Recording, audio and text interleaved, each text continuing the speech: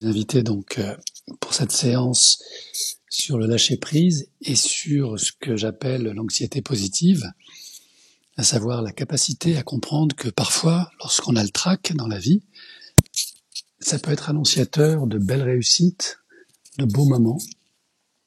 Très bien. Donc, installez-vous confortablement. Prenez le temps de bien ressentir votre corps, posez-la, et de bien percevoir qu'à chaque inspiration, un peu d'espace se crée entre vos deux yeux, dans votre mental, un peu comme on gonfle un ballon. On augmente son espace mental jusqu'à un certain niveau. À chaque expiration, vous pouvez imaginer évacuer des pensées, des émotions, des tensions pour soulager, alléger votre corps. Et vous pouvez le faire de façon très naturelle, comme on peut le faire dans une séance de yoga, de qigong, ou simplement quand on marche sur un chemin en pleine nature, ou sans vraiment savoir comment ni pourquoi notre corps s'ajuste, s'harmonise, se réajuste. Où vous prenez conscience que finalement, vous êtes dans l'instant.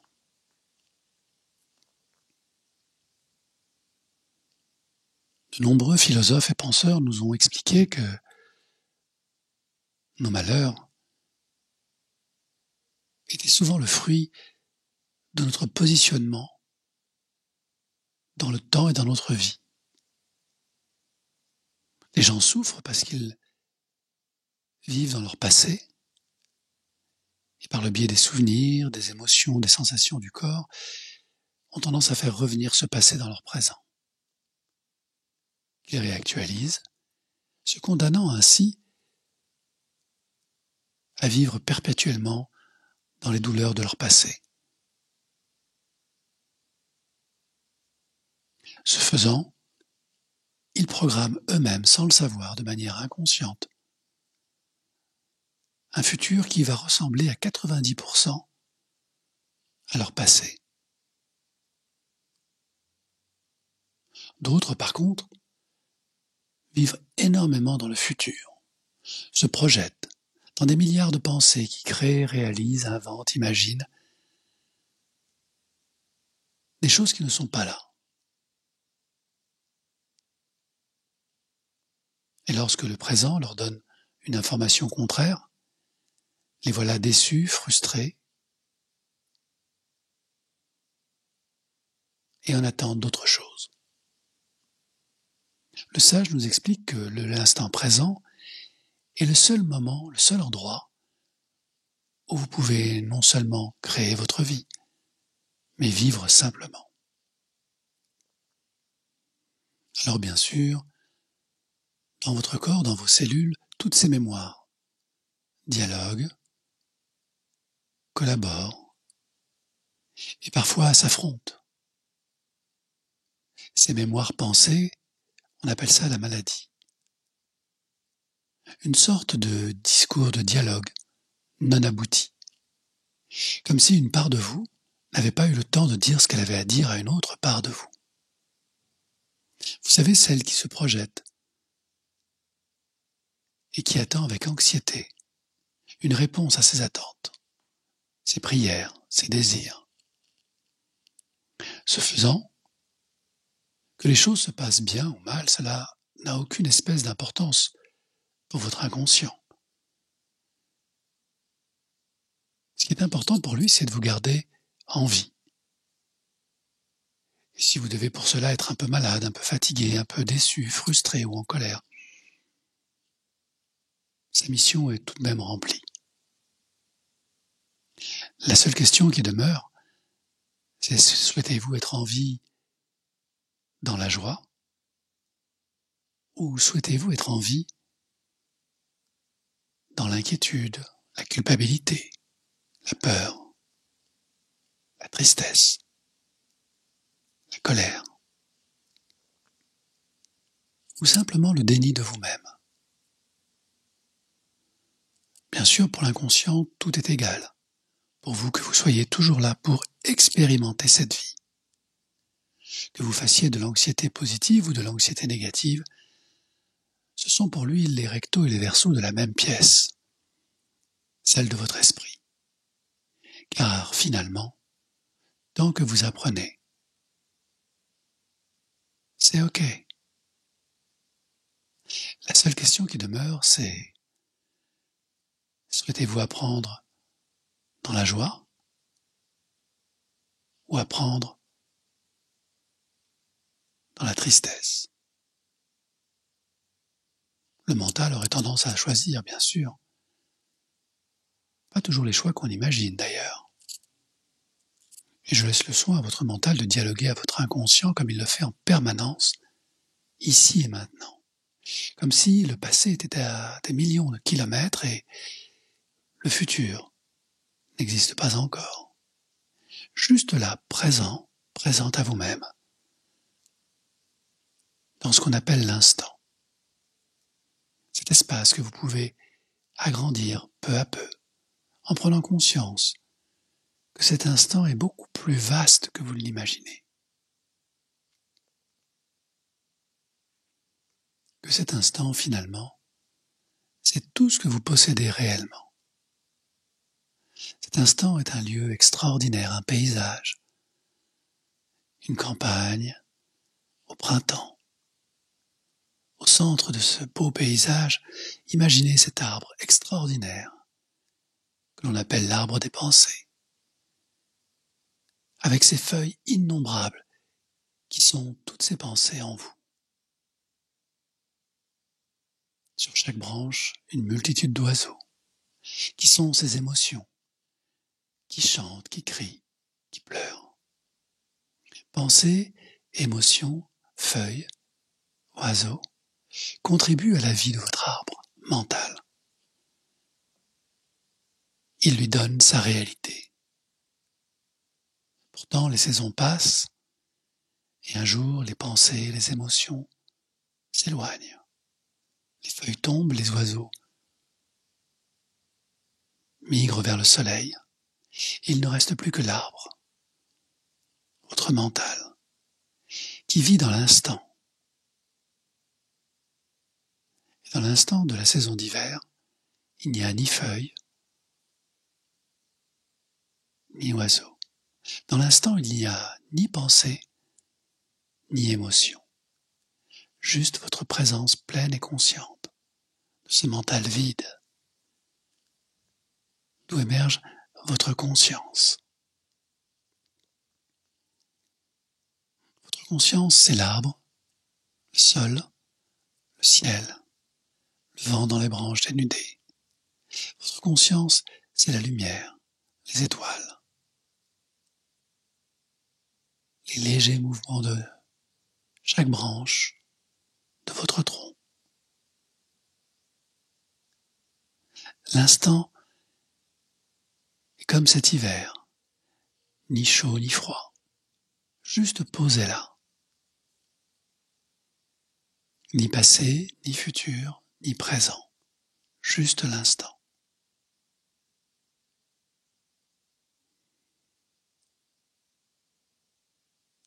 Et lorsque tout est parfait en vous,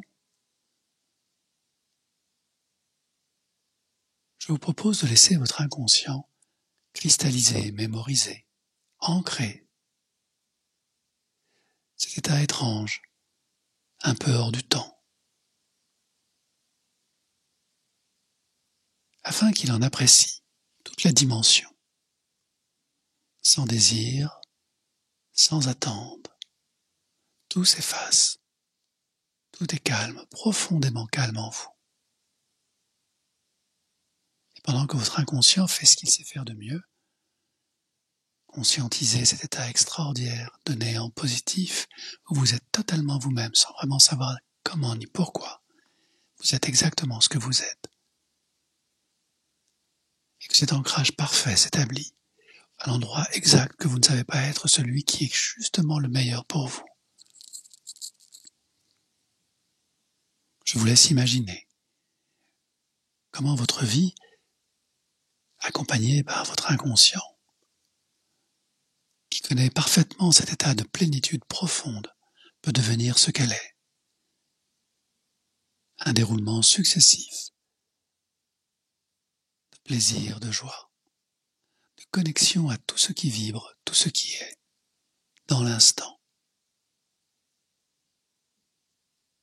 Bien sûr, le monde extérieur continue à évoluer, à son rythme.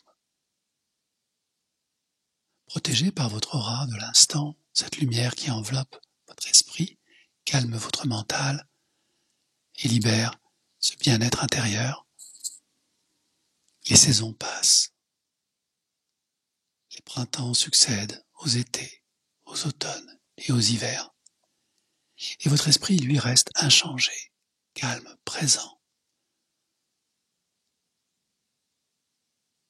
Des rencontres nouvelles, de nouveaux défis, professionnels, personnels, sentimentaux, familiaux, sont autant de saisons qui gravitent autour de vous. Alors qu'à aucun moment votre esprit n'est perturbé, changé, modifié, tant qu'il vibre dans l'instant. Et vous pouvez prendre toutes les bonnes décisions qui vous concernent, simplement en respirant dans cette sérénité profonde de l'instant.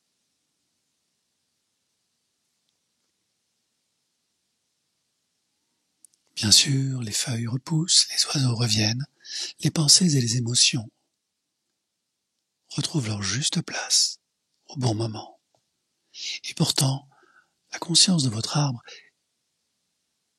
évolue calmement, sereinement, profondément ancrée dans la vérité de ce que vous êtes, nourri par la vie, protégé par un ciel immense. Vous restez présent, présente à vous-même, quelles que soient les pensées, les oiseaux, les cris, les pleurs, les culpabilités, les ennuis, la lassitude du temps, la frustration de ne pas être là ou ailleurs. Tout cela n'a plus aucune espèce d'importance quand vous êtes dans l'instant. Bien sûr, le monde extérieur peut agir, réagir, contre-réagir à ce que vous n'êtes pas présente. En tout cas, à leurs oiseaux, à leurs feuilles, que le vent propulse vers vous. Et voilà que toutes les pensées, les oiseaux, qui ne vous appartiennent pas, peuvent juste passer, tomber à votre pied, et vous permettre ainsi de vous nourrir et de grandir encore. Comme si finalement, chaque épreuve devient un apprentissage, une occasion unique pour vous nourrir. Chaque défi, réussi ou échoué, apporte son lot de connaissances, d'expériences. Et cette anxiété positive que vous intégrez maintenant est une façon sage et élevée d'accueillir tous les apprentissages de la vie, comme une excitation. Le plaisir de savoir que ce qui arrive est juste et bon pour vous, de manière simple et naturelle. Toute expérience vous nourrit. Et l'anxiété positive confirme cela, en augmentant votre bien-être, votre présence, votre intelligence et votre capacité à faire beaucoup mieux, en faisant beaucoup moins, en étant toujours plus là où on ne vous attend pas, et beaucoup moins là où on vous attend, à déjouer les programmes, les habitudes, pendant que votre inconscient réactualise toutes ces données en vous, comme on change un logiciel dans un ordinateur,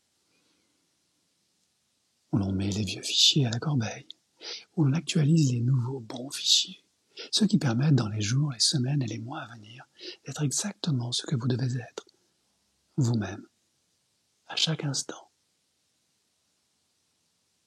L'anxiété positive est une nouvelle démarche, un nouveau chemin, un nouveau paradigme que vous intégrez naturellement dans l'enthousiasme de ce qui arrive. Et plus c'est complexe, plus c'est difficile, mieux c'est pour vous. Tout en respectant votre équilibre, votre écologie, l'idée que vous pouvez apprendre sereinement, calmement, en respectant votre rythme, votre santé, le besoin parfois de juste vous reposer, car en ne faisant rien, vous faites l'essentiel, vous intégrez. Et plus vous intégrez encore et encore, plus cette anxiété positive vous permet d'anticiper. Comme si, quelque part, une part de vous, sans savoir comment ni pourquoi, vous savez exactement ce que vous pouvez faire, ce qui peut arriver, ce qui peut se dire ou ne pas se dire. Et lorsque vous ne le savez pas, vous le ressentez. C'est encore plus efficace d'être parfaitement au bon endroit au bon moment. C'est un peu comme deux joueurs de tennis, dont l'un est doué et l'autre juste talentueux. Entre le talent et le don, il y a la perception de tout ce qu'on ne peut pas percevoir avec le mental, l'anticipation de tout ce qu'on ne peut pas anticiper avec le mental, tout ce que l'esprit sait faire naturellement, comme l'intuition, que la balle va tomber à tel endroit plutôt qu'à tel autre. Là où le doué est déjà à la bonne place, le talentueux va devoir fournir un effort énorme pour rattraper la balle. Et entre le doué et le talentueux, il n'y a qu'un petit espace. L'un vit dans le présent et l'autre dans l'instant. Cet instant qui intègre tous les futurs potentiels, tous les passés, et qui choisit toujours la meilleure solution, au bon moment, avec le minimum d'effort, totalement relâché, en jouant de manière intuitive, en parlant de manière intuitive. Vous libérez tous vos potentiels en fournissant un minimum d'efforts, ici et maintenant, et de mieux en mieux dans les jours, les semaines, les mois et les années à venir. C'est comme disposer d'un don, d'un talent magique, quelque chose de caché, être un excellent joueur qui d'un seul coup arrête de jouer, comme un musicien qui joue de manière très talentueuse un instrument extraordinaire que les gens admirent et qui un beau matin oublie qu'il sait jouer pour être la musique. Il n'est plus un musicien, il devient un interprète comme vous devenez l'interprète de votre vie, libre de ses pensées, de ses émotions, qui ne font de vous qu'un être talentueux. En devenant ce que vous êtes, vous devenez la musique, vous devenez la balle, la raquette, le terrain. Vous devenez l'air, le vent, la lumière. Votre intuition est juste le prolongement de la vie en vous. Et cette anticipation positive, que certains appellent l'anxiété positive, n'est ni bonne ni mauvaise. Elle est juste un équilibre entre vous et la vie, une sorte de recette magique, une harmonie parfaite, quand votre inconscient et vous-même savez exactement ce que vous ne savez pas être parfait pour vous. Et vous ne pouvez pas ne pas être dans l'harmonie lorsque vous êtes vraiment vous-même. Certains vont chercher midi à 14h, alors que 14h est déjà passé. Midi n'est pas encore arrivé, et l'anxiété fait attendre cette heure extraordinaire qui n'existe pas, sauf dans l'imaginaire des gens anxieux, qui ne savent pas être ce qu'ils sont comme vous savez l'être maintenant. Et en étant vous-même, 14h n'est plus à 14h et midi n'est plus à midi, car le temps vous appartient. Et ce décompte n'existe plus pour vous lorsque vous êtes vous-même, dans cet infini de possibilités dans cet espace extraordinaire de votre esprit. Le temps n'existe plus. Vous êtes au-delà du temps.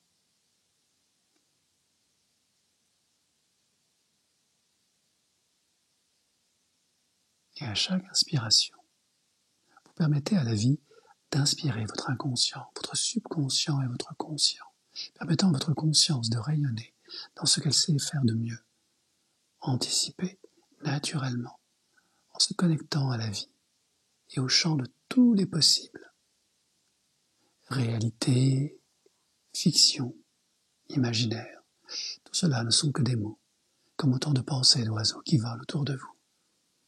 Car votre esprit fonctionne différemment désormais, connecté à vos plus belles intuitions, dans cette anxiété positive qui vous libère de tout ce qui vous retenait. Vous devenez tel que vous êtes, actif dans cette réalité nouvelle, centré, harmonisé et enfin libéré.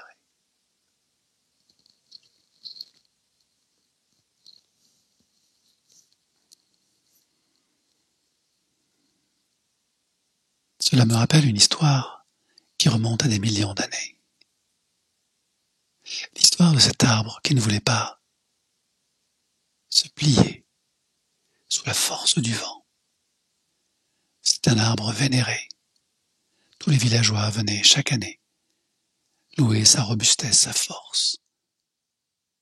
Son tronc était énorme, ses branches gigantesques. Et lorsque le vent soufflait, l'arbre fier ne voulait pas plier. Et plus les années passaient, plus il se renforçait, plus il grandissait. Cet arbre de l'orgueil, de l'ego, ne voulait pas plier. Et plus les villageois l'encensaient, l'admiraient, lui apportaient des cadeaux, de l'argent, de l'or, des bijoux, des parfums, des fleurs, plus cet arbre de l'ego grandissait. Certains disaient, mais il va pousser jusqu'au ciel. Il est plus fort que la vie. Et nous allons bâtir nos maisons juste sous ces branches énormes comme des arbres. Et peut-être que même qu'un jour, lorsqu'il sera gigantesque, nous irons habiter sur ces branches, protégés par sa puissance. Les saisons défilaient. Et l'arbre de l'ego, de l'orgueil démesuré, nourri de l'admiration exagérée de tous ces villageois, continuait à s'élargir et à grandir sous les innombrables maisons qui se construisaient. Le vent avait beau souffler. Il ne voulait rien savoir. Il voulait toujours plus de puissance, toujours plus de reconnaissance. Cet arbre de l'orgueil, de la vanité et de l'ego n'avait nul autre pareil autour de lui. Les autres arbres étaient plus chétifs, plus petits. Et lorsque le vent soufflait, eux se pliaient. Et le grand arbre, intérieurement, riait de leur faiblesse, de leur lâcheté, de leur incompétence. Et un beau jour, une grande fête fut fêtée sous l'arbre millénaire que des générations de villageois avaient connu. Plus de 1000 ans étaient passés. Cet arbre mesurait des dizaines et des dizaines de mètres de hauteur. Son tronc était énorme, plusieurs mètres de largeur. Et pour tout le monde, il semblait invulnérable, extraordinairement puissant. Mais un jour, des nuages sombres venus de l'horizon, des sons étranges, bruyants, se faisaient entendre. Les villageois apeurés s'enfuirent de leur village, protégés par le grand arbre puissant, qui en avait vu d'autres, des orages, des tempêtes. Rien de nature à l'affoler. Il était beaucoup trop puissant pour plier. Mais ce jour-là, ce n'est pas une tempête qui arriva sur le village. Ce fut un ouragan. Un ouragan comme on n'en avait jamais vu de mémoire d'homme. Tellement puissant que tout le ciel en était encombré. Les branches de l'arbre commençaient à bouger dans tous les sens. Les feuilles étaient arrachées. Mais l'arbre tenait bon. Et l'ouragan amplifiait au fur et à mesure qu'il s'approchait. Les villageois allèrent tous se protéger dans une grotte proche du grand arbre. Les enfants pleuraient. Il fallait les consoler pendant que le bruit infernal de l'ouragan continuait à hurler au-dessus de l'arbre de l'orgueil et des vanités. L'arbre tenait bon. Et lorsque l'œil du cyclone arriva au-dessus de l'arbre, un ciel bleu immense éclaira sa majesté. Et l'arbre se dit en son fort intérieur, « Il ne peut plus rien m'arriver. J'ai résisté au plus grand ouragan qu'on ait jamais connu. Et je continuerai à grandir jusqu'au ciel s'il le faut, car cette terre m'appartient désormais. Je suis l'alpha et l'oméga de toutes choses. » Et à peine avait-il terminé cette pensée que l'œil du cyclone glissa, et la tempête redoubla de force et de rage. Un cri hurlant envahit toutes les branches de l'arbre millénaire, et on entendit un grand crrrr qui brisa en deux la vanité de l'arbre millénaire, qui s'effondra dans un bruit immense jusqu'au pied de la grotte, devant le visage terrorisé des villageois, qui, sous le choc, ne comprenaient pas ce qui venait de se produire. Et lorsque la tempête s'éloigna enfin, il ne restait plus qu'un arbre brisé, au tronc à moitié déraciné. Il fallut de longues semaines aux villageois pour revenir vers l'arbre brisé, pour comprendre que la vanité, l'orgueil et l'ego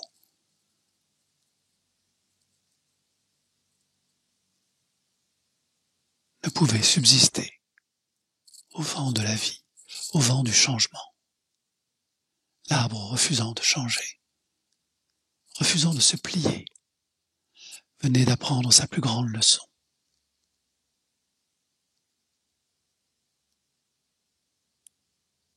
Et les villageois le remercièrent de cet enseignement et utilisèrent ces branches immenses pour rebâtir leur village. Puis le temps vint où ils déracinèrent ce qu'il restait de l'arbre millénaire, afin que plus aucun villageois ne soit aveuglé par l'orgueil, la vanité. Car la leçon avait été apprise par chacun et chacune. Aucun arbre ne pousse jusqu'au ciel.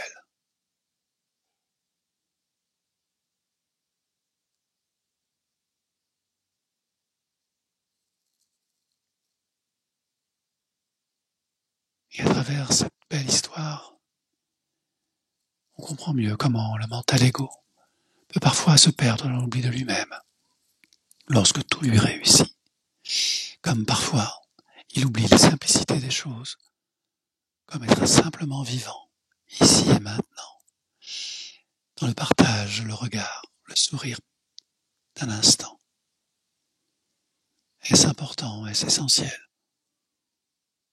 Cela n'a pas vraiment d'importance finalement. Car celui qui brise son ego, celui qui apprend à se plier pour mieux se redresser, celui ou celle qui sait que chaque chose est à sa place et qu'il n'est pas nécessaire de tout contrôler pour être dans la vie, Et que dans l'instant sublime de cette liberté retrouvée, on se fortifie en sachant que tôt ou tard, un ouragan peut arriver et que l'on a toute l'expérience nécessaire et la souplesse utile dans cette anxiété positive pour garantir sa survie et mieux encore, son épanouissement, libre des compliments, libéré des flatteries. La conscience évolue et grandit en appréciant chaque chose de la vie. Et je te remercie, cher inconscient, pour avoir inscrit et ancré tout cela aussi profondément que tu sais le faire pour mieux le réactiver au bon moment, dans les jours, les semaines, les mois, les années à venir, afin que cette personne, ce mental, revienne à la vie, à une vie plus harmonieuse, nourrie, comme si finalement, à chaque respiration, le corps retrouve sa juste place, comme si finalement les nuages dans le ciel permettent à l'oubli de la pensée de revenir, en oubliant de penser que tout est parfaitement à sa place, dans cet instant qui accueille le présent, un présent équilibré, où le son de ma voix devient plus présent, et où le son de la respiration est de nouveau rétabli, où les sensations du corps s'affirment progressivement, et je vais compter de 1 jusqu'à 3. Et au compte de 3, le mental revient à sa juste place. Et je te félicite, cher inconscient, pour avoir aussi bien collaboré ici et maintenant, et de mieux en mieux, dans les jours, les semaines et les mois à venir, pour permettre à cette personne d'être qui elle est réellement. Au compte de 1, tout est juste lorsque tout est à sa place. Au compte de 2, il n'est pas nécessaire de ne pas savoir ce que l'on sait pour être soi-même, ce que l'on est. Et au compte de 3, en prenant une longue et profonde inspiration, revenir tranquillement ici et maintenant, pour permettre aux yeux de l'esprit de se fermer lorsque les yeux du corps s'ouvrent, pour reconnecter le présent. 1, 2, 3. Et l'on revient tranquillement pour profiter de cette belle journée et de toutes celles à venir. Merci.